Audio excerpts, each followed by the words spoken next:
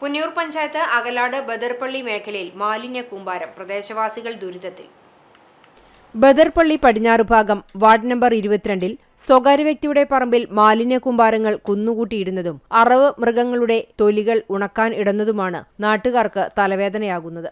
പുന്നൂർ പഞ്ചായത്തിൽ പരാതി നൽകിയതിന്റെ അടിസ്ഥാനത്തിൽ ഇവിടെ നിന്നു മാറ്റുവാനുള്ള നടപടികൾ ആരംഭിച്ചു. പടിഞ്ഞാറയിൽ ഷാഹുവിന്റെ ഉടമസ്ഥതയിലുള്ള പറമ്പിൽ വാടകക്കാരനാണ് നാട്ടുകാർക്ക് ബുദ്ധിമുട്ടുണ്ടാകുന്ന തരത്തിൽ മാലിന്യ കൂമ്പാരങ്ങൾ കുന്നുകൂട്ടിയിട്ടിരിക്കുന്നത്.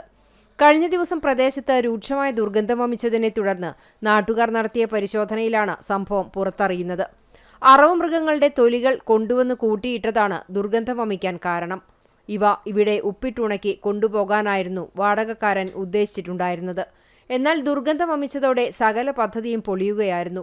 പോത്തിന്റെ തൊലിയും മാലിന്യങ്ങളും പ്ലാസ്റ്റിക്, മെഡിക്കൽ അവശിഷ്ടങ്ങൾ അടങ്ങിയവയായിരുന്നു ഇവിടെ ഉണ്ടായിരുന്നത്.